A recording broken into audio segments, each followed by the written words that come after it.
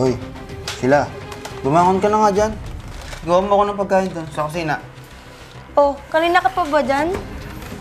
Oo, kanina pa ako dito. Ikuha mo na ako ng pagkain doon. Pwede bang ikaw na lang muna kumuha ng pagkain mo? Umilap kasi yung tiyan ko kanina pa. Anong sumasakit ng dyan? Eh wala ka namang ginagawa dito sa bahay ah. Sige na, kumuha ka na ng pagkain doon. Renz, kahit ngayon lang. Iba talaga ang pakiramdam ko sa tiyan ko ngayon. Alam mo, simula nang mabuntis ka, ang dami mo ng dahilan eh. Umiiwas ka lang ngata na pagsilbahan ako eh. Hindi naman sa ganun. Naalala ko lang naman, si baby sa tiyan. Ay, nako, wala ka talagang kwenta. Makaalis na nga. Teka, Renz, saan ka pupunta?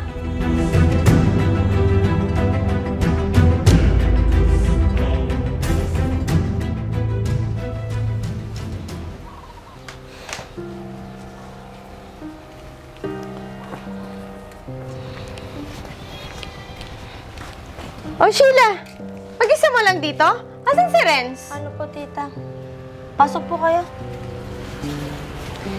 Hindi ko po alam kung saan siya pumunta, tita. Hindi po siya kasi umuwi kagabi dito. Ano ba naman si Renz? Kung saan-saan nagpupunta? Alam naman niyang buntis ka. Palaging ganyan siya, tita. Tapos uuwing lasing at laging mainit ang ulo.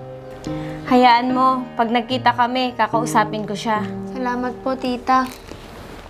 Aray!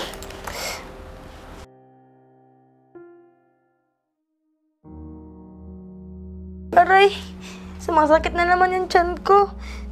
Madalas bang sumasakit yung tiyan mo, Iha?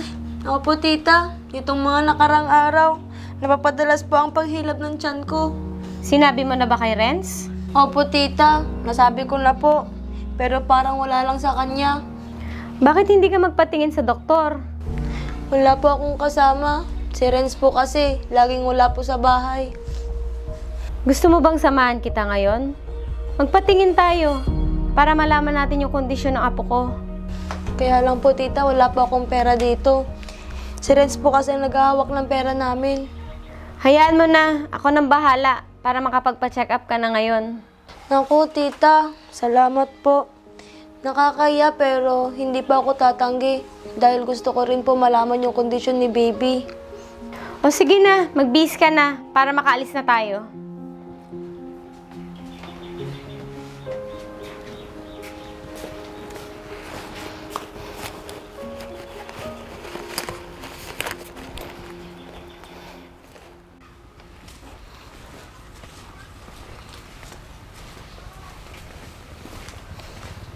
Aray! Teka lang po, tita. O bakit? Pwede bang umupo muna tayo?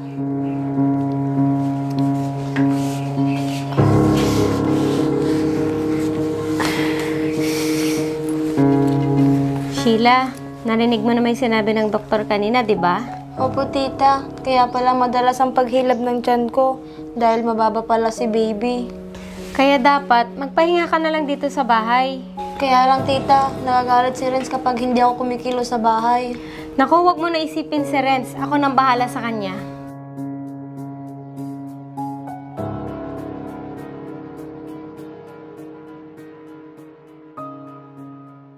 Mananagot talaga sa akin yan si Renz pag may nangyari dyan sa apo ko.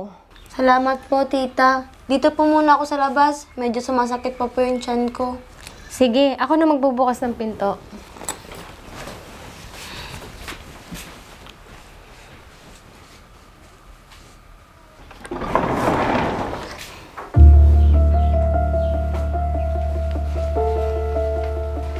Hoy, Renz! Bumangon ka nga dyan! Bakit dyan ka natutulog? Anong ginagawa mo dito, ma? Ikaw talagang bata ka. Bakit? Lasing ka na naman? Yung asawa mo, sumasakit ang tiyan, hindi mo man lang masamahan magpatingin? Ano ba yan, ma? Ang ingay-ingay mo naman. Hindi naman sumasakit yung tiyan yan. Umarte lang yan. Ano sinasabi mong umaarte? Galing kami kanina sa ospital at pinatingnan ko si Sheila. Palagi ka na lang wala dito sa bahay nyo. Paano na lang pag may nangyaring masama sa mag-ina mo? Malamang, nagkatrabaho ko, kaya palaging wala ako dito sa bahay. Kasama ba sa trabaho yung pag-iinom mo? Oo na, sige na. umuwi ka na, Ma. Ako nang bahala sa mag-ina ko.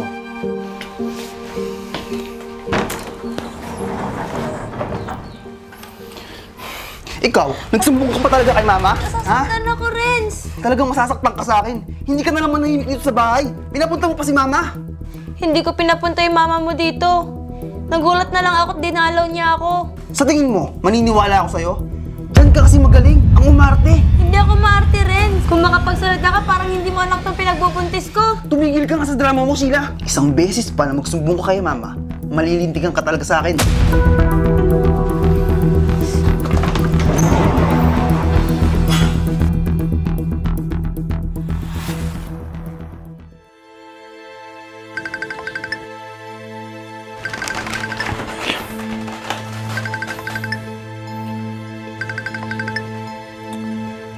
Hello, Ma. Ang aga-aga naman. Ano ba yun? O, Renz, kumusta na si Sheila? Sumasakit pa ba yung tiyan niya? Hindi ko alam. Pwede bang mamaya ka na lang tumawag, Ma? Inaantok pa ako eh. Anong hindi mo alam? Tawagin mo nga si Sheila para makausap ko. Sige na, mamaya na lang. Ano ba naman yan? Ang aga-aga, abala. Sheila! Sheila! Sheila! Saan ba yung babae yun? Ba't di sumasagot?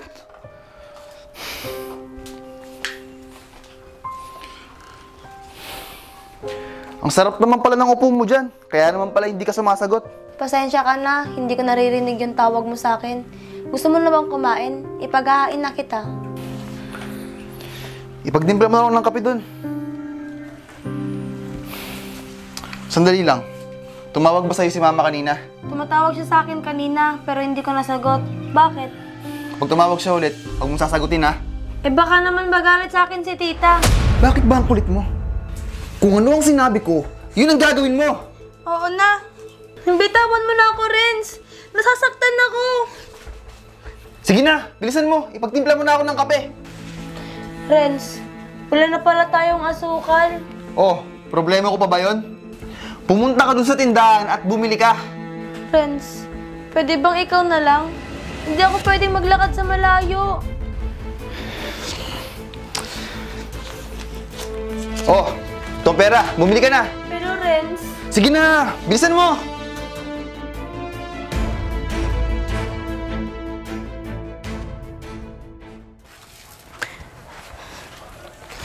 aray. Sheila? Ayos ka lang ba, Sheila? Ayos ka lang ba, Sheila? Ihatid na lang kita sa bahay niyo. Uy! Gising! Gising! Tulong po! Gising, Sheila! Gising!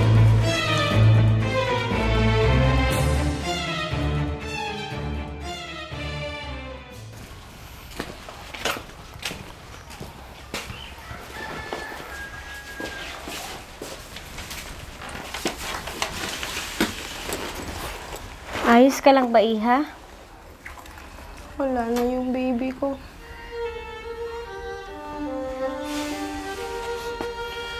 Huwag ka na malungkot dyan. Baka hindi pa talaga para sa atin si baby. Hayaan mo.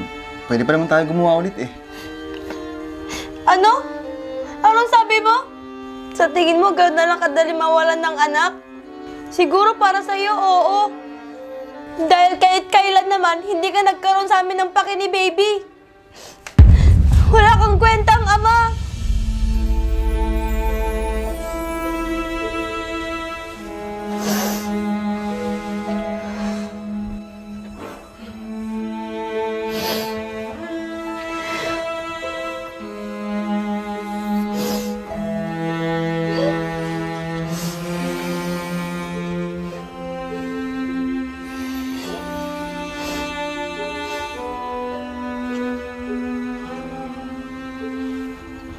Umalis ka muna, Renz.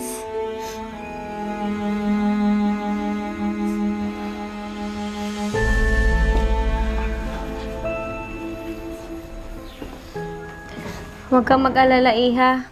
Kakausapin ko si Renz. Pasensya na po kayo, tita. Ayoko na pong makita si Renz. Iwan niyo na lang po muna akong mag-isa. Sige, Sheila. Tawagan mo na lang ako pag may kailangan ka. Opo, tita.